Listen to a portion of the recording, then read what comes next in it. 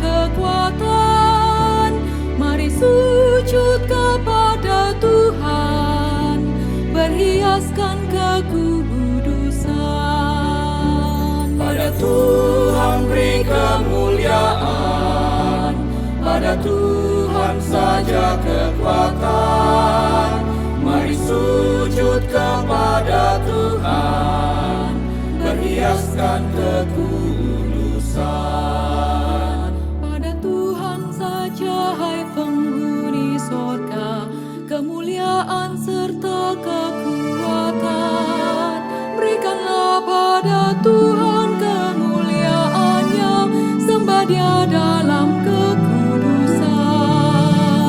Pada Tuhan beri kemuliaan, pada Tuhan saja kekuatan. Mari sujud kepada Tuhan, berhiaskan kekudusan. Suara Tuhan di atas air yang besar, Allah yang mulia mengguntur. Suara Tuhan penuh dengan kekuatan, suara Tuhan semarak penuh. Pada Tuhan beri kemuliaan, pada Tuhan saja kekuatan. Mari sujud kepada Tuhan, berhiaskan kekudusan. Suara Tuhan mematahkan pohon aras, dan gunung Libanon pun melompat. Gunung Sirion melompat bagai anak banteng, suaranya menyemburkan api. Pada Tuhan beri kemuliaan, pada Tuhan saja kekuatan. Mari sujud kepada Tuhan, berhiaskan kekudusan. Suara Tuhan membuat gunung gemetar, bahkan hutan pun digundulinya. Tiap orang berseru di dalam bait-Nya, pada Tuhan segala hormat. Pada Tuhan beri kemuliaan, pada Tuhan saja kekuatan. Mari sujud kepada Tuhan, berhiaskan kekudusan. Tuhan bertahta di atas air bah, sebagai Raja selamanya. Tuhan kiranya memberikan kekuatan dan berkat, sejahteralah seluruh umat-Nya. Pada Tuhan beri kemuliaan, pada Tuhan saja kekuatan. Mari sujud kepada Tuhan, berhiaskan kekudusan.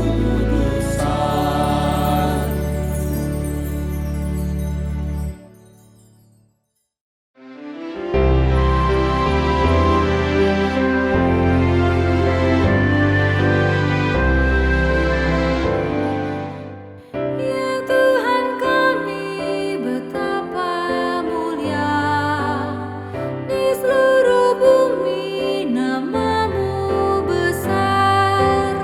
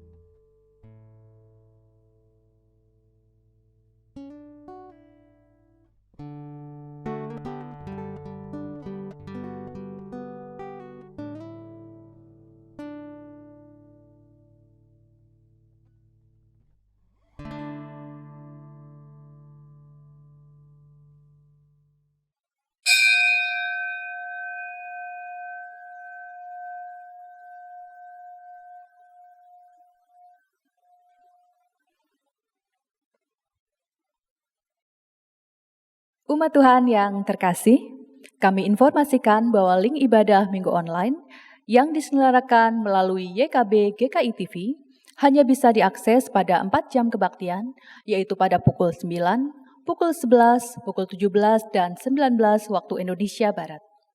Meskipun secara virtual, namun kita tetap dapat mewujudkan aspek persekutuan dengan beribadah bersama dalam waktu yang sama. Demikian warta pada hari ini. Mari kita persiapkan diri untuk memulai ibadah kita dengan bersaat teduh.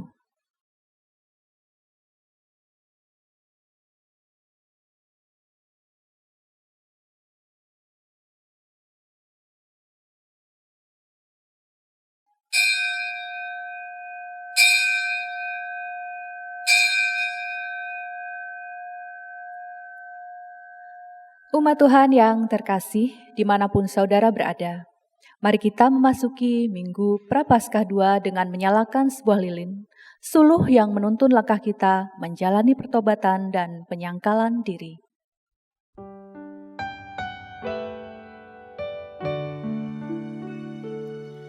Berbaliklah kepada Tuhan, Dialah pemulih hidupmu.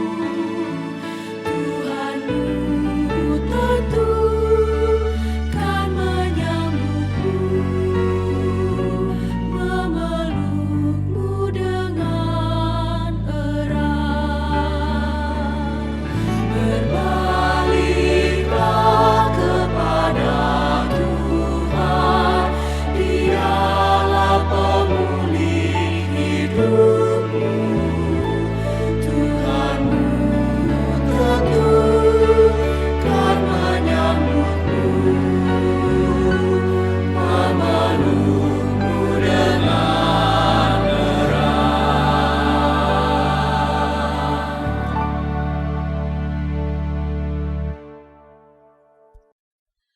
Marilah kita datang dengan penuh syukur karena Tuhan telah memberi kita kesempatan untuk mengenal dan percaya kepadanya. Marilah kita datang kepada Yesus, Mesias Israel, Sang Harapan Dunia.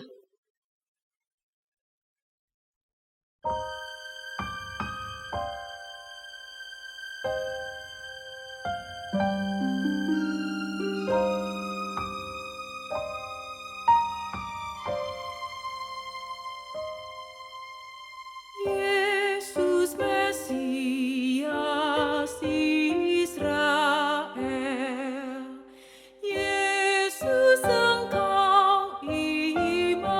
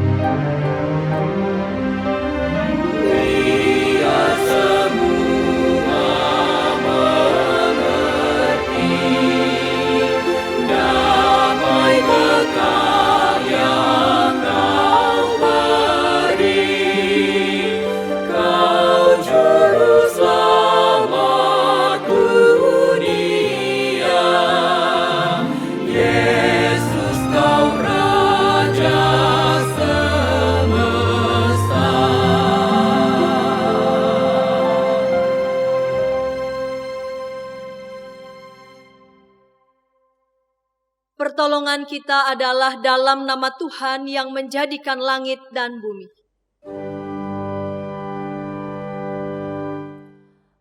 Amin, amin, amin.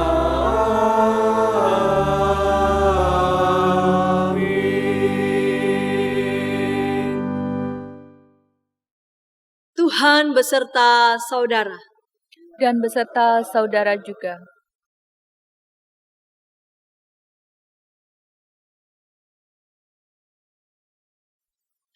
Umat Tuhan, setiap kita yang hadir di sini pasti mengenal Yesus. Namun pertanyaannya, seberapa dalam kita sudah mengenal Dia? Apakah pengenalan kita bertambah sehingga iman kita bertumbuh? Apakah kita juga terus percaya dengan teguh kepadanya ketika menghadapi segala dinamika kehidupan yang kita lalui? Mari kita memeriksa diri kita di hadapan Allah dan datang dalam doa kepadanya.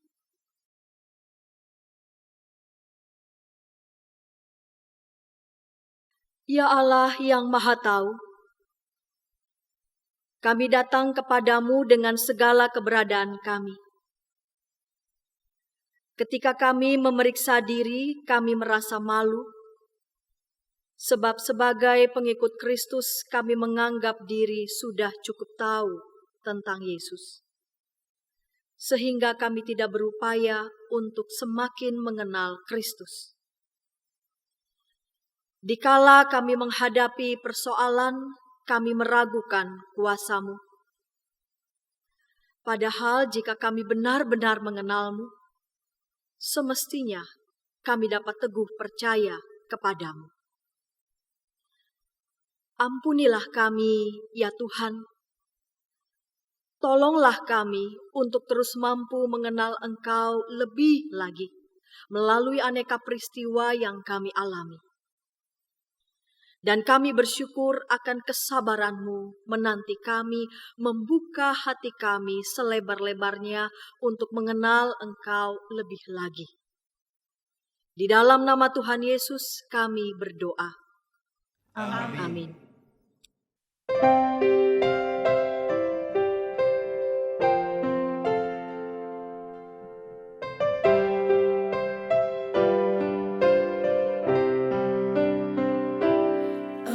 Engkau sabar menanti,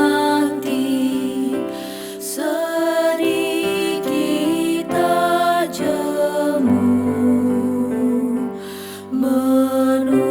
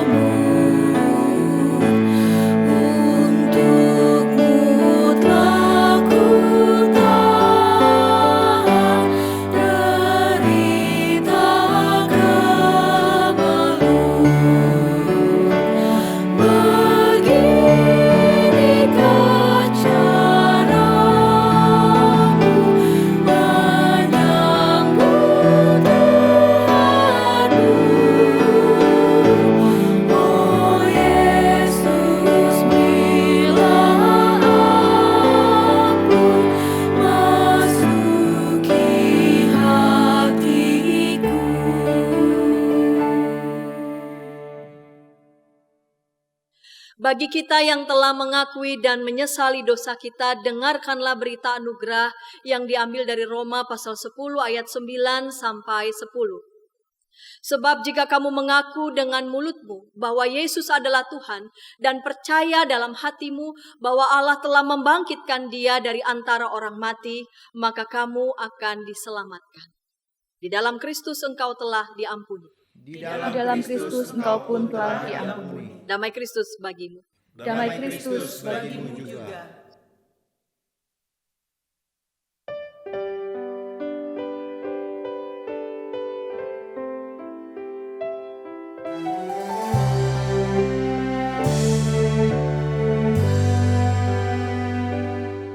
Aku diraih oleh rahmat-Nya, selamat dari amuk samudra.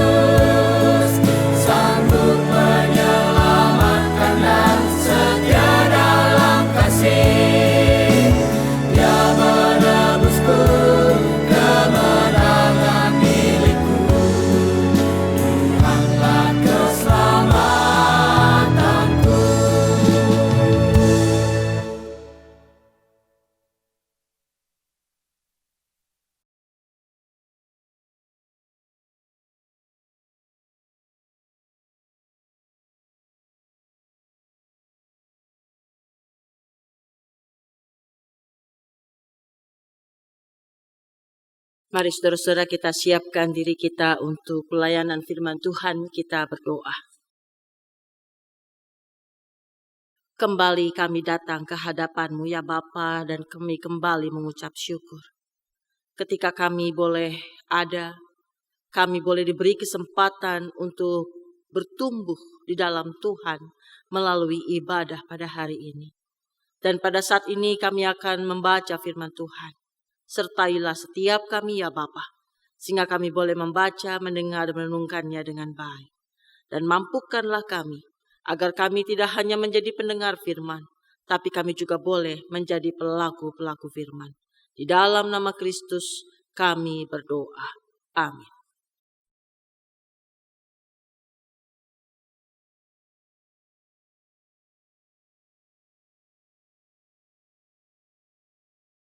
Bacaan pertama dari Kejadian 12, ayat 1 sampai 4.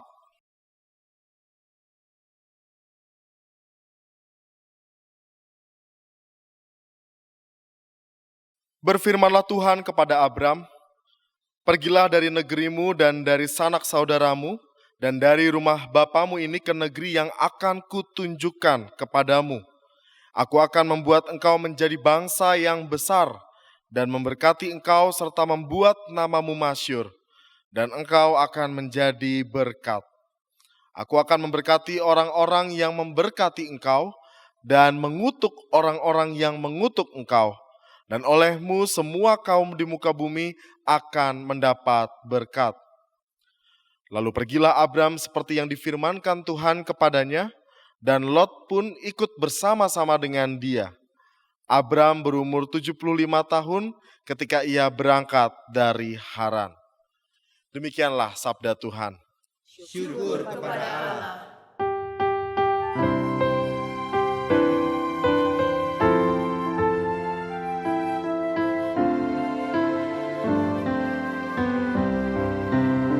Pertolonganku datangnya dari Tuhan yang menciptakan langit dan bumi.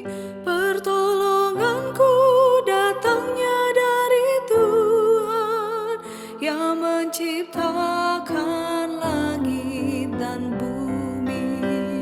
Pertolonganku datangnya dari Tuhan yang menciptakan langit dan bumi.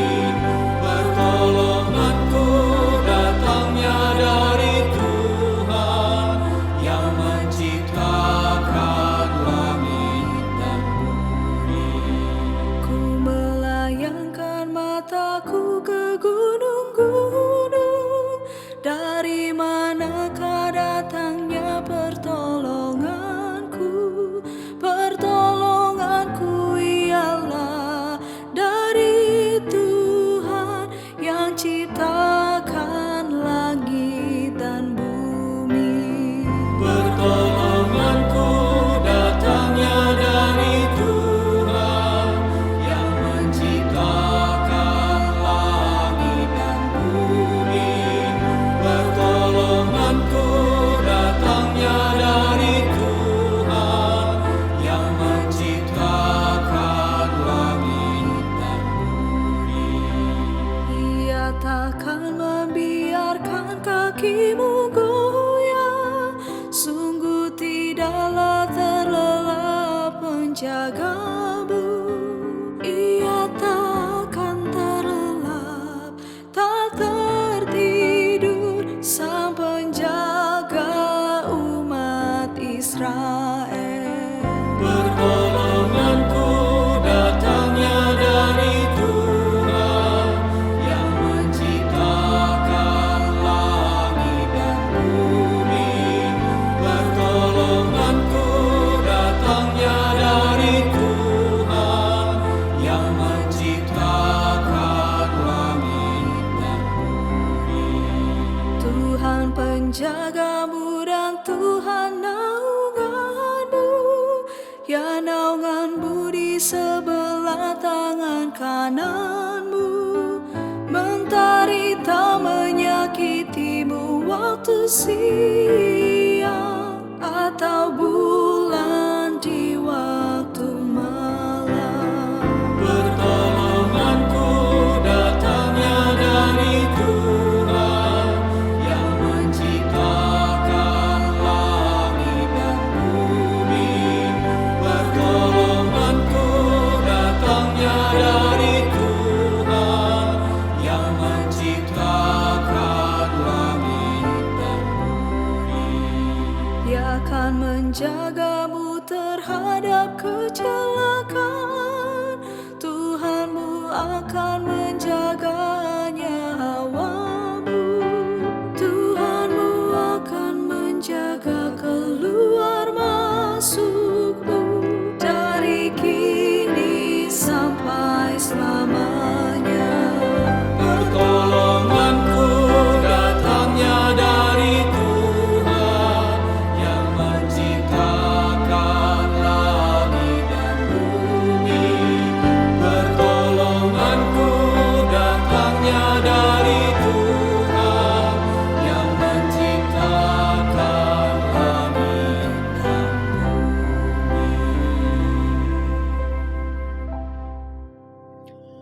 Bacaan kedua dari surat Roma pasal 4 ayat 1 sampai 5, dilanjutkan ayat 13 sampai 17.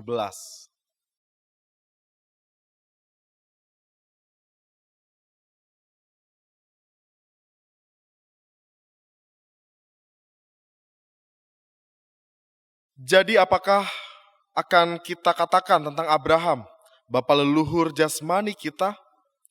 Sebab jikalau Abraham dibenarkan karena perbuatannya, maka ia beroleh dasar untuk bermegah, tetapi tidak di hadapan Allah.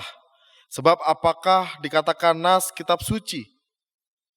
Lalu percayalah Abraham kepada Tuhan, dan Tuhan memperhitungkan hal itu kepadanya sebagai kebenaran. Kalau ada orang yang bekerja, upahnya tidak diperhitungkan sebagai hadiah, tetapi sebagai haknya. Tetapi kalau ada orang yang tidak bekerja, namun percaya kepada Dia yang membenarkan orang durhaka, imannya diperhitungkan menjadi kebenaran. Ayat 13. Sebab bukan karena hukum Taurat telah diberikan janji kepada Abraham dan keturunannya bahwa ia akan memiliki dunia, tetapi karena kebenaran berdasarkan iman. Sebab jika mereka yang mengharapkannya dari hukum Taurat menerima bagian yang dijanjikan Allah, maka sia-sialah iman dan batalah janji itu. Karena hukum Taurat membangkitkan murka, tetapi di mana tidak ada hukum Taurat, di situ tidak ada juga pelanggaran. Karena itulah kebenaran berdasarkan iman supaya merupakan kasih karunia, sehingga janji itu berlaku bagi semua keturunan Abraham, bukan hanya bagi mereka yang hidup dari hukum Taurat, tetapi juga bagi mereka yang hidup dari iman Abraham. Sebab Abraham adalah bapa kita semua, seperti ada tertulis, engkau telah kutetapkan menjadi bapa banyak bangsa, di hadapan Allah yang kepadanya ia percaya, yaitu Allah yang menghidupkan orang mati dan yang menjadikan dengan firman-Nya apa yang tidak ada menjadi ada. Demikianlah sabda Tuhan. Injil Tuhan kita Yesus Kristus menurut Yohanes 3 ayat 1 sampai dengan 17. Adalah seorang Farisi yang bernama Nikodemus, seorang pemimpin agama Yahudi. Ia datang pada waktu malam kepada Yesus dan berkata, "Rabi, kami tahu bahwa engkau datang sebagai guru yang diutus Allah, sebab tidak ada seorang pun yang dapat mengadakan tanda-tanda yang engkau adakan itu, jika Allah tidak menyertainya." Yesus menjawab, katanya, "Aku berkata kepadamu, sesungguhnya jika seorang tidak dilahirkan kembali, ia tidak dapat melihat kerajaan Allah." Kata Nikodemus kepadanya, "Bagaimanakah mungkin seorang dilahirkan kalau ia sudah tua?" Dapatkah ia masuk kembali ke dalam rahim ibunya dan dilahirkan lagi? Jawab Yesus, Aku berkata kepadamu, sesungguhnya jika seorang tidak dilahirkan dari air dan roh, ia tidak dapat masuk ke dalam kerajaan Allah. Apa yang dilahirkan dari daging adalah daging, dan apa yang dilahirkan dari roh adalah roh. Janganlah engkau heran, karena aku berkata kepadamu, kamu harus dilahirkan kembali. Angin bertiup kemana ia mau, dan engkau mendengar bunyinya. Tetapi engkau tidak tahu dari mana ia datang dan kemana ia pergi. Demikianlah halnya dengan tiap-tiap orang yang lahir dari roh. Nikodemus menjawab, katanya, bagaimanakah mungkin hal itu terjadi? Jawab Yesus, engkau adalah pengajar Israel dan engkau tidak mengerti hal-hal itu? Aku berkata kepadamu, sesungguhnya kami berkata-kata tentang apa yang kami ketahui dan kami bersaksi tentang apa yang kami lihat, tetapi kamu tidak menerima kesaksian kami. Kamu tidak percaya waktu aku berkata-kata dengan kamu tentang hal-hal duniawi. Bagaimana kamu akan percaya kalau aku berkata-kata dengan kamu tentang hal-hal sorgawi? Tidak ada seorang pun yang telah naik ke sorga selain daripada Dia yang telah turun dari sorga, yaitu Anak Manusia. Dan sama seperti Musa meninggikan ular di padang gurun, demikian juga Anak Manusia harus ditinggikan, supaya setiap orang yang percaya kepadanya beroleh hidup yang kekal.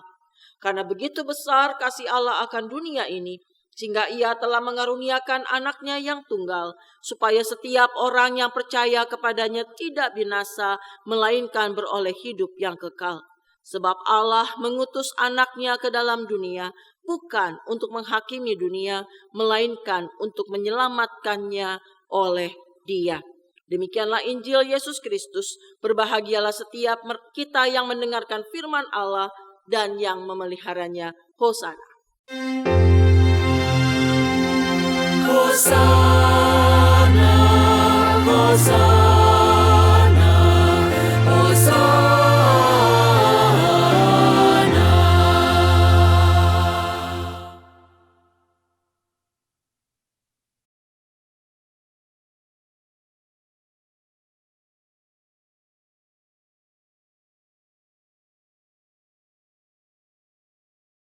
Bapak Ibu yang dikasihi oleh Tuhan Yesus Kristus, satu kali saya menolong beberapa orang panitia melakukan dekorasi di gereja. Bukan dekor yang ini, bukan saudara-saudara. Tetapi waktu itu konsepnya adalah kami akan menaruh beberapa pot di depan sini. Mungkin sekitar ada 6 pot atau 7 pot, saya lupa, tetapi ada beberapa pot yang akan ditaruh di depan. Saudara, ketika itu kami coba tata, apa yang terjadi? Ada seorang ibu yang membawa penggaris. Bukan penggaris ya, meteran kain ya. Lalu apa yang terjadi adalah dia mulai mengukur dengan meterannya. Satu ukuran sini dia taruh 1 pot, lalu dipasi ukuran berikutnya sekian lagi 1 pot. Saya melihat dan saya bingung. Kenapa pakai diukur, Bu? Nggak usah diukur, taruhnya kira-kira saja. Biarlah itu ditaruh sedemikian rupa, walaupun tidak sama ukurannya. Saya katakan kepada ibu itu, it's okay. Tidak sama, tidak apa-apa. Lalu seorang ibu yang lain bilang begini, dia langsung dekati saya dan dia cowel saya dan dia bilang ini, udah Bu Angeline, biarkan saja. Ibu itu memang adalah orang yang sangat simetris. Lalu saya pun diam dan mengangguk-ngangguk, saudara-saudara.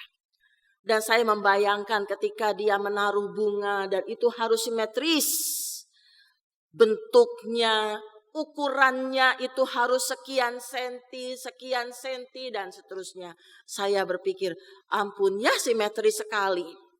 Pulang ke rumah. Sesampai di rumah saya kebetulan melihat televisi. Pas lagi ada acara, kalau nggak salah ingat Amazing Grace. Amazing Grace itu mah lagu ya. Amazing Race. Lalu kemudian bagaimana orang itu pergi ke satu tempat dan dia harus meniru atau menata meja sesuai dengan yang ada atau sesuai dengan keinginan penata yang sebelumnya. Dan saudara ternyata dia pakai penggaris juga. Dia ukur sedemikian rupa supaya letak gelas antara gelas yang satu dengan gelas yang lain itu sama persis. Sampai pakai penggaris. Saya diam lagi saudara-saudara, lalu saya berpikir, tadi di gereja naruh pot antara yang satu dengan pot yang lain pakai alat ukur. Sekarang juga pakai alat ukur. Minggu berikut, sekarang anak saya ikut bantu mendekor. Anak saya tipenya bukan simetris. Dia benar-benar seorang yang asimetris. Sangat tidak simetris. Lalu apa yang terjadi, saudara-saudara? Dengan ibu yang simetris bertemu dengan anak yang asimetris, yang tidak simetris. Maka mulailah mereka mengatakan, "Oma, begini saja, kalau dengan cara gini itu bagus, Oma, artistik." Lalu dia mulai menaruh kain dengan sembarangan, tidak pakai ukuran. Dia cantel di sebelah sini, dia urai begini. Dia cantel sebelah sini, dia urai begitu. Lalu kemudian si omahnya hanya bisa diam. Oma yang simetris tadi. "Aduh nak, tapi itu nggak rapi, harus rapi." Oma sekarang zaman sudah modern. Kalau begini nih ya, Oma lihat ya. Kalau ditata dengan cara begini, ini menjadi artistik. Art, Oma, art. Saudara-saudara, si Oma pun diam. Diam karena kalah adu argumentasi melawan anak muda.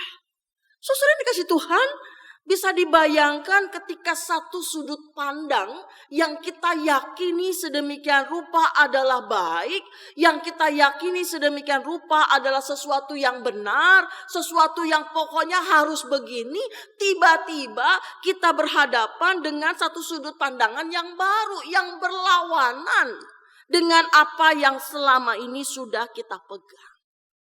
Kira-kira perasaan si Oma ini seperti apa?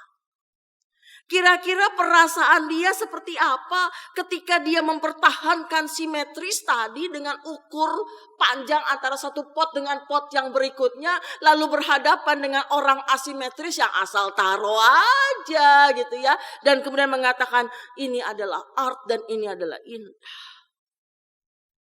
Saya membayangkan hati dia berkecamuk, mau marah anak pendeta, ya.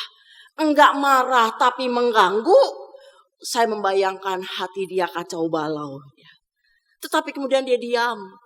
Dia diam dan kemudian dia mengikuti gaya anak muda. Dan saya memperhatikan mulai saat itu dia tidak bawa-bawa alat ukur meteran kain yang kemudian dia ukur sana sini gitu ya. Tapi saudara-saudara, saya membayangkan tadi sebuah pergumulan, sebuah kekacauan yang terjadi di dalam hati ketika orang bertabrakan atau orang diperhadapkan pada sesuatu yang baru. Dan apa reaksi yang akan yang muncul ketika seorang tadi bertabrakan atau berbenturan dengan sesuatu yang baru? Saya membayangkan orang yang mengalami ini, satu bisa aja sikap cuek. Bodoh amat. Ya, bodoh amat, pokoknya yang saya pahami ini adalah benar. Pokoknya menurut saya simetris itu benar, titik. Lu salah, saya benar gitu ya. Dan kemudian dia tetap jalan dengan apa yang dia pahami. Dan dia tidak mempedulikan yang lain. Tapi bisa juga ada orang yang ketika diperhadapkan dengan situasi yang seperti ini, dia mulai merasa gelisah. Apa iya ya? Selama ini saya salah. Apa iya ya, ternyata tidak selalu yang asimetris itu tidak indah. Apa iya ya, dan ini menimbulkan kegelisahan di dalam dia. Dan bisa saja orang menjadi stres gara-gara hal itu. Tetapi ada juga orang yang kemudian mencari tahu supaya dia lebih tahu. Kalau gitu apa sih yang dimaksud dengan asimetris? Lalu dia mulai mempelajari seperti apa itu. Dekor yang asimetris. Saudara-saudara yang dikasih Tuhan Yesus Kristus, perasaan yang terakhir inilah yang nampak di dalam bacaan kita yang ketiga atau bacaan Injil. Bayangkan, seorang Farisi yang memiliki jabatan spiritual sebagai pemimpin agama Yahudi. Dikatakannya dalam ayatnya yang pertama adalah seorang Farisi yang bernama Nikodemus, seorang pemimpin agama Yahudi. Bukan cuma sekedar memimpin ada di atas, tetapi juga disebutkan dalam ayat yang ke-10 adalah seorang pengajar Israel. Seorang pengajar, seorang guru atau disebut juga seorang rabi. Dan ketika seorang rabi, seorang guru, seorang yang memiliki jabatan spiritual sebagai pemimpin agama, tentunya ia memiliki nilai-nilai, ia memiliki sesuatu yang dia yakini adalah sebuah kebenaran. Karena itulah yang ia ajarkan. Pemahaman yang dia pegang, dia ajarkan ini, tiba-tiba dia mendengarkan satu pengajaran lain yang disampaikan oleh Tuhan Yesus dengan cara yang sangat luar biasa. Dikatakan di dalam bacaan kita, ayatnya yang kedua, Rabi, kami tahu bahwa engkau datang sebagai guru yang diutus Allah, sebab tidak ada seorang pun yang dapat mengadakan tanda-tanda yang engkau adakan itu jika Allah tidak menyertainya. Dia sudah punya pemahaman, dia sudah punya pemegangan, tiba-tiba sekarang dia mendengarkan sebuah pengajaran yang disampaikan oleh Tuhan Yesus dengan cara yang sangat luar biasa. Yang dikatakan adalah memiliki tanda-tanda yang didapatnya atau diutus oleh Allah.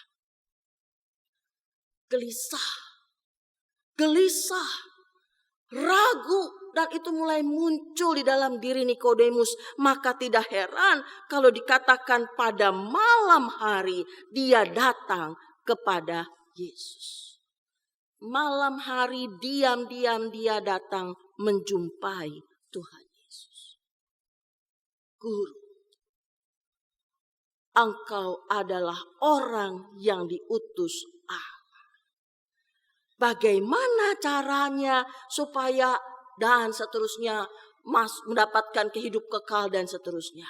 Lalu Tuhan kemudian menjelaskan engkau harus dilahirkan kembali dan seterusnya. Saudara-saudara, percakapan yang terjadi antara Tuhan Yesus dengan Nikodemus membuatnya mengalami satu hal yang baru.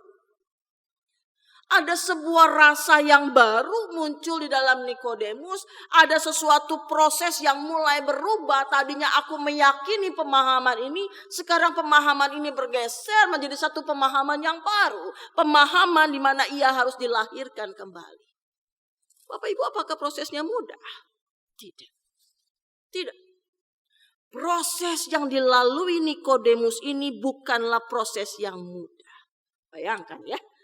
Ia yang memiliki pemikirannya sendiri, sudut pandang sendiri, pemahaman sendiri. Sekarang dia mendapatkan satu pemahaman yang baru.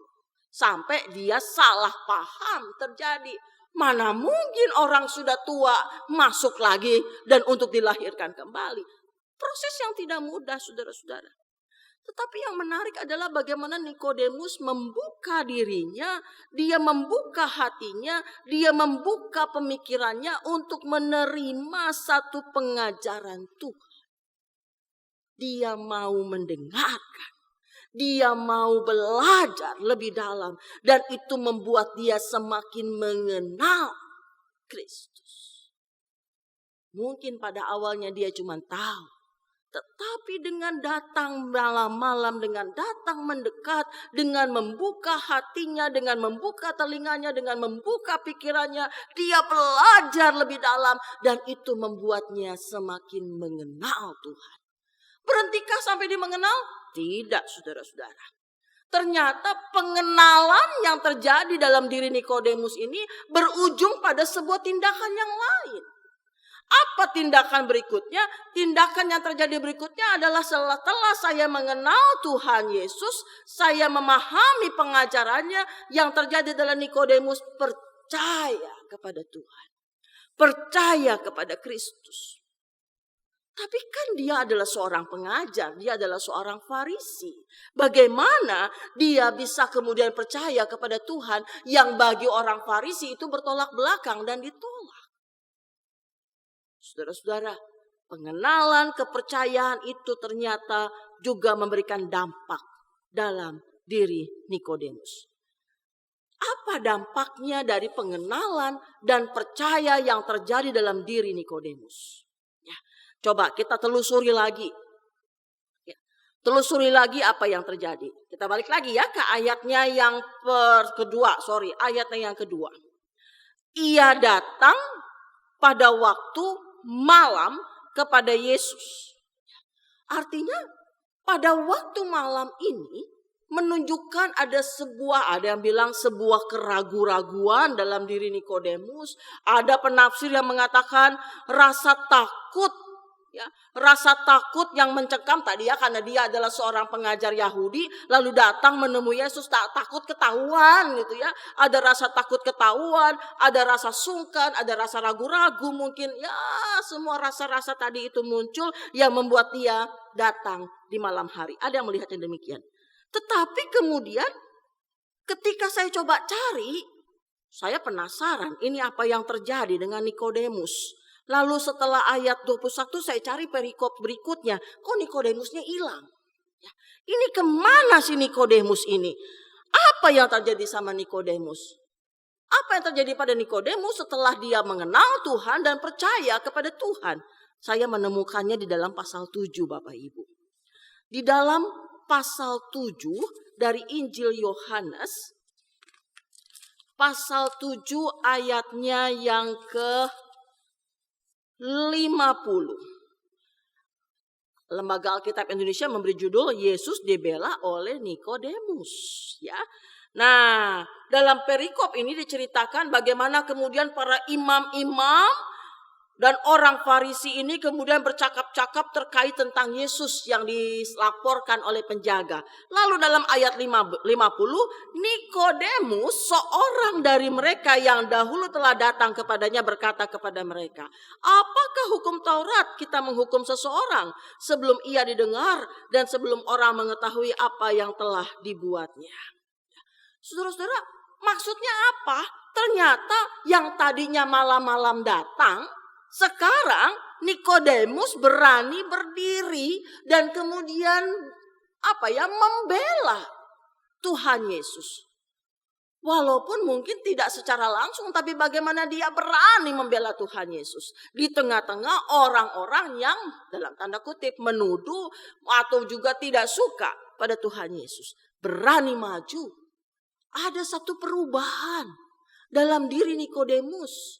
Dari yang tadinya takut, yang tadinya adalah penuh dengan keraguan-raguan, yang mungkin penuh dengan kegelisahan, sekarang dia berani berdiri dan dia berani menyampaikan pendapatnya tentang Tuhan di tengah-tengah teman-temannya yang adalah orang Farisi.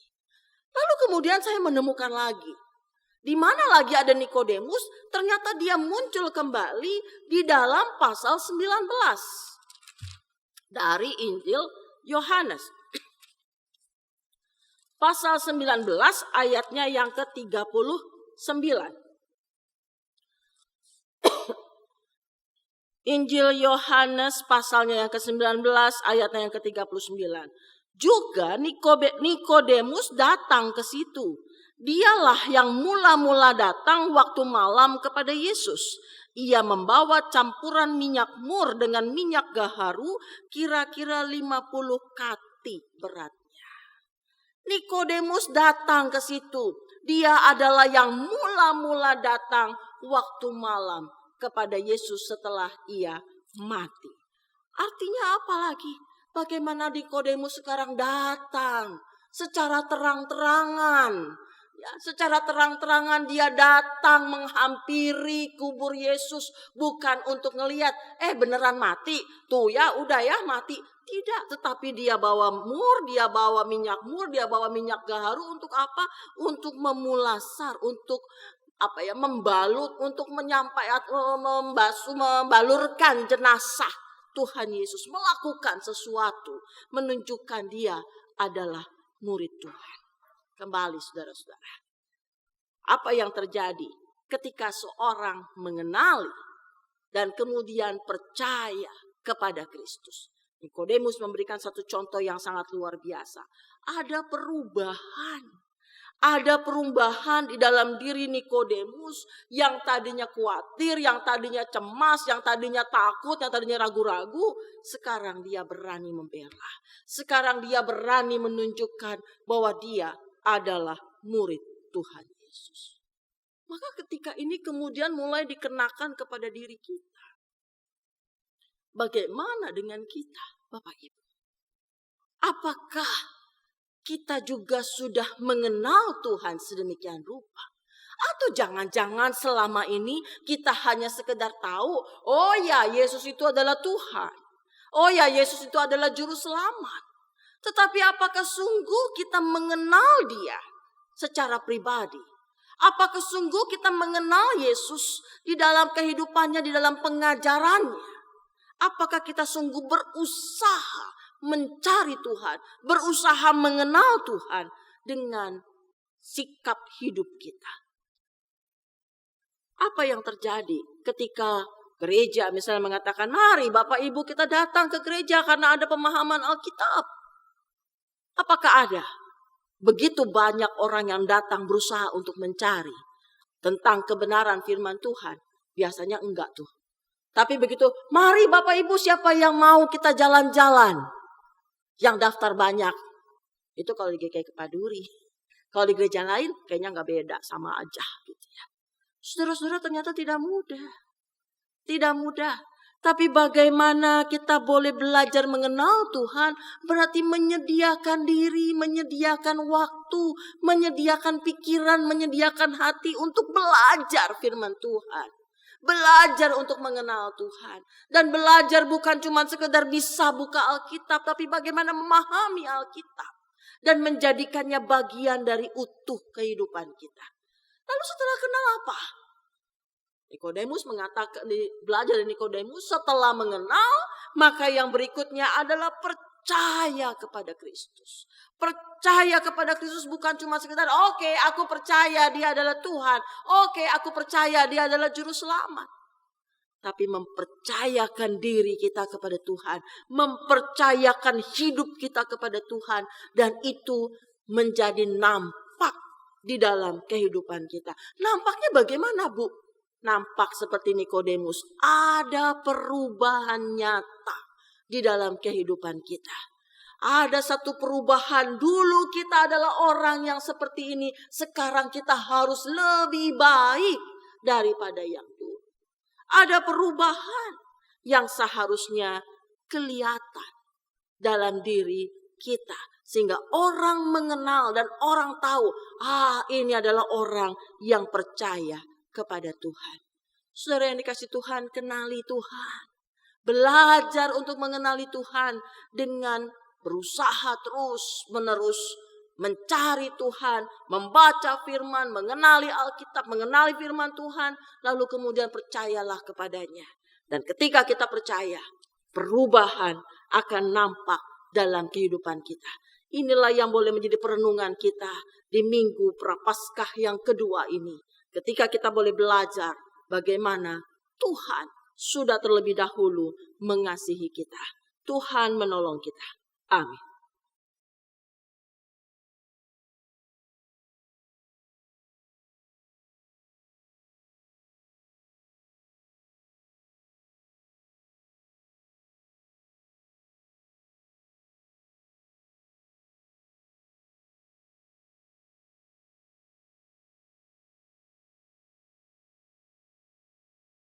Dengan berdiri, marilah kita bersama dengan umat Allah di masa lalu, masa kini, dan masa depan, mengingat janji baptisan kita dengan mengucapkan pengakuan iman rasuli. Aku percaya kepada Allah, Bapa yang Maha Kuasa, Khalik langit dan bumi, kepada Yesus Kristus, anaknya yang tunggal Tuhan kita, yang dikandung dari Roh Kudus, lahir dari anak darah Maria, yang menderita sengsara di bawah pemerintahan Pontius Pilatus, disalibkan, mati dan dikuburkan, turun ke dalam kerajaan maut. Pada hari yang ketiga, bangkit pula dari antara orang mati, naik ke sorga, duduk di sebelah kanan Allah, Bapa yang Maha Kuasa. Dan dari sana ia akan datang untuk menghakimi orang yang hidup dan yang mati. Aku percaya kepada Roh Kudus, gereja yang kudus dan am, persekutuan orang kudus, pengampunan dosa, kebangkitan orang mati, dan hidup yang kekal. Amin. Silahkan duduk.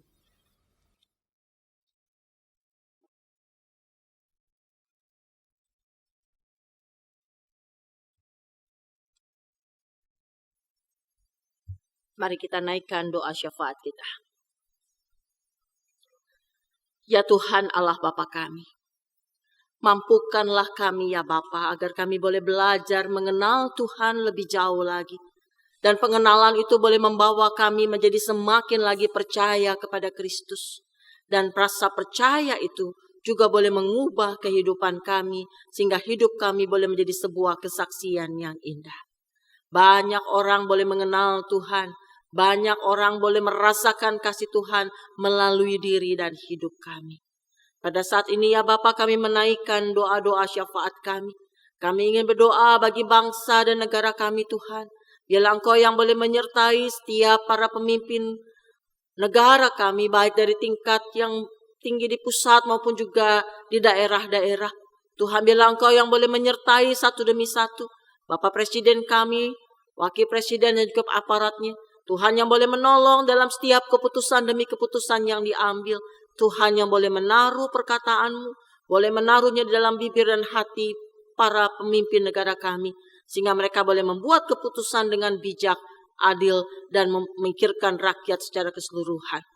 Kami ingin berdoa juga untuk gereja-gereja kami ya Bapa, gereja-gereja-Mu ya Tuhan, yang saat ini Engkau tempatkan di tengah-tengah dunia ini. Tuhan, Engkau yang boleh menolong setiap kami, juga dalam setiap pergumulan demi pergumulan yang dihadapi gereja-Mu ya Bapa. Sehingga biarlah dimanapun Engkau menempatkan kami, maka gereja-Mu ini Tuhan boleh menjadi berkat, boleh menjadi sebuah kesaksian yang indah di tengah-tengah lingkungan masyarakat. Orang-orang yang berhubungan dengan kami, berelasi dengan gereja Tuhan, maka mereka juga boleh melihat kemuliaan Tuhan. Mereka juga boleh melihat kasih Tuhan dan penyertaan Tuhan bagi dunia. Kami ingin berdoa bagi setiap program-program kerja yang sudah kami susun dan akan kami susun. Engkau juga yang boleh menyertai sehingga biarlah setiap program-program kerja gereja-gereja yang ada boleh kami laksanakan dengan penuh tanggung jawab. Kami ingin berdoa juga ya Bapa bagi setiap saudara-saudara kami, rekan-rekan kami, sanak famili kami yang saat ini sedang menghadapi berbagai macam pergumulan dalam kehidupan. Mereka yang sedang bergumul dengan kesehatannya, Engkau yang boleh sertai sehingga biarlah semakin hari boleh semakin dipulihkan keadaannya dan mereka boleh kembali kuat dan sehat. Kami yang sedang bergumul dengan rumah tangga, dengan keluarga, dengan hubungan relasi dengan pasangan, dengan orang tua, dengan anak, Tuhan Engkau juga yang boleh campur tangan. Sehingga biarlah setiap persoalan dapat kami atasi juga dengan bersama-sama dengan Tuhan. Kami yang sedang bergumul dengan studi kami, Tuhan Engkau juga yang boleh tolong. Berikanlah kepada kami kemampuan konsentrasi belajar yang baik untuk bisa menyelesaikan setiap studi kami ini dengan baik. Kami yang sedang bergumul dengan pekerjaan, baik dalam pekerjaan kami atau kami yang sedang mencari pekerjaan, Tuhan juga yang boleh sertai, Tuhan juga yang boleh tolong. Sehingga biarlah setiap pergumulan kami ya Bapa, semuanya dapat kami atasi bukan dengan kekuatan kami, tapi dengan kekuatan yang asalnya dari Tuhan saja. Terima kasih ya Tuhan, kami naikkan doa kami yang jauh dari sempurna ini. Hanya dalam nama Tuhan kami Yesus Kristus yang sudah mengajarkan kami berdoa demikian. Bapa kami yang di surga, dikuduskanlah namamu, datanglah kerajaan-Mu, jadilah kehendak-Mu di bumi seperti di surga. Berikanlah kami pada hari ini makanan kami yang secukupnya, dan ampunilah kami akan kesalahan kami, seperti kami juga mengampuni orang yang bersalah kepada kami. Dan janganlah membawa kami ke dalam pencobaan, tapi lepaskanlah kami dari yang jahat. Karena Engkaulah yang empunya kerajaan, dan kuasa, dan kemuliaan sampai selama-lamanya. Amin.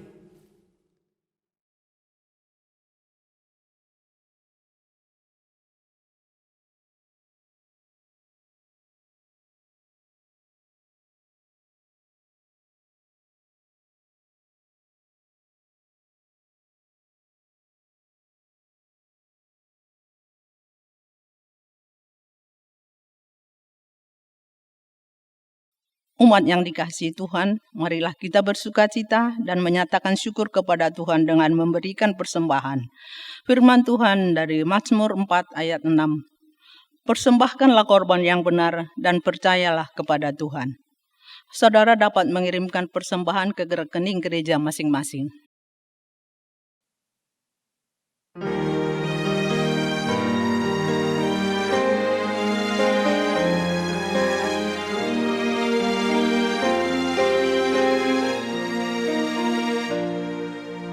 Bumi dan langit pujilah yang tinggi dan kudus, firman-Nya maha mulia dan jalan-Nya tentu.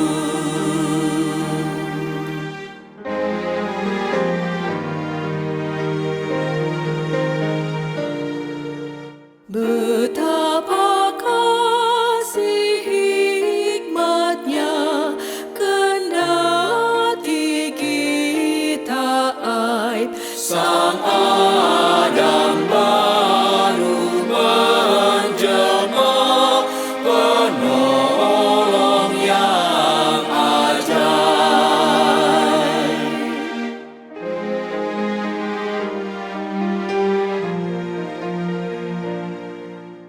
oh hikmat kasih Dialah, tak jatuh diserang, di dalam darah daging pun berjuang dan menang.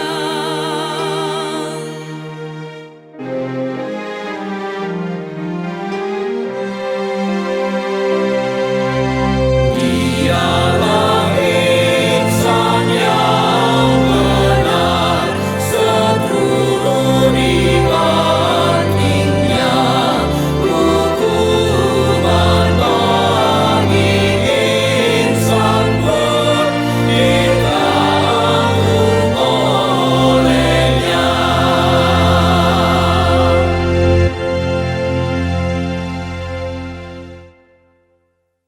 Mari kita berdoa. Bersama dengan langit dan bumi yang memuji Tuhan, kami pun memuji-Mu. Atas limpah berkat yang kami terima dari-Mu. Berkat yang senantiasa membuat kami dapat menjalani kehidupan hingga saat ini. Oleh karenanya, dengan penuh syukur kami membawa persembahan ini kepada-Mu. Kiranya berkenan dan menjadi persembahan yang harum bagi-Mu. Ajarlah kami juga untuk terus mempersembahkan diri kami dalam percaya dan ketaatan kami padamu. Di dalam nama Tuhan Yesus Putra-Mu kami berdoa. Amin.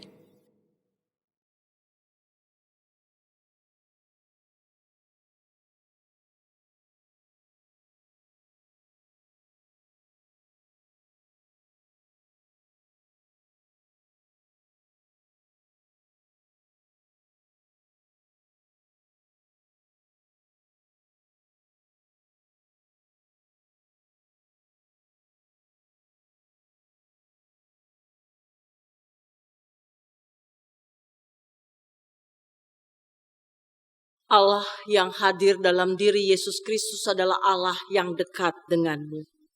Dia senantiasa dapat dicari dan dikenali. Karena itu, kenalilah Ia lebih dalam, hingga engkau makin percaya dan berubah di dalamnya.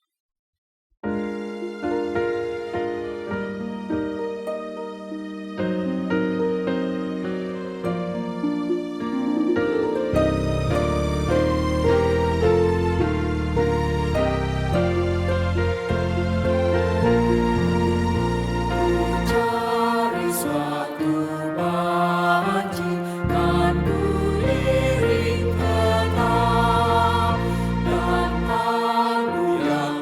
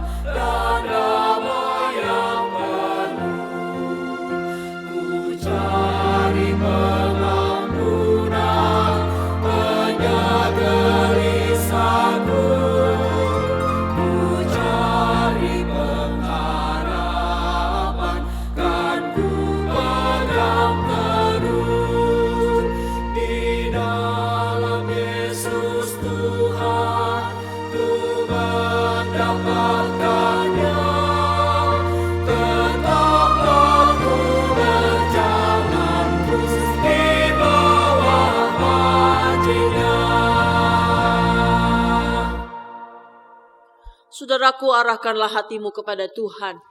Kami mengarahkan hati kami kepada Tuhan. Jadilah saksi Kristus. Syukur kepada Allah, Terpujilah Tuhan. kini dan selamanya. Kasih sayang Allah Bapa di dalam putranya Tuhan Yesus Kristus dan di dalam persekutuan Roh Kudus senantiasa menaungimu dan menyertaimu dalam setiap karya yang engkau lakukan.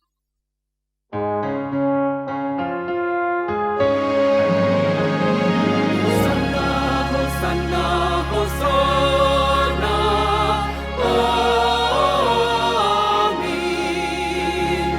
Hosanna, Hosanna, Hosanna, amin.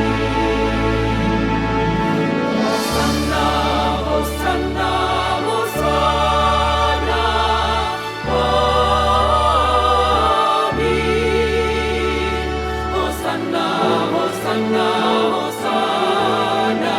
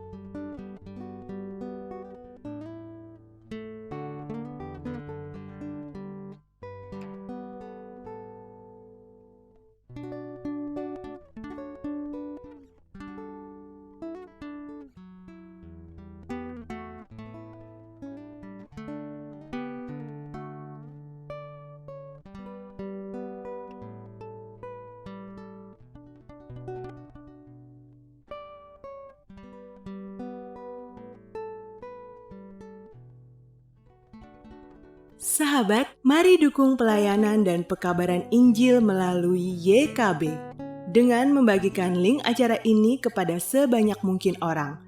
Dukungan juga dapat saudara lakukan dengan mentransfer dukungan finansial ke rekening BCA ke nomor 450 305 2990 450 305 2990 atas nama Yayasan Komunikasi Bersama.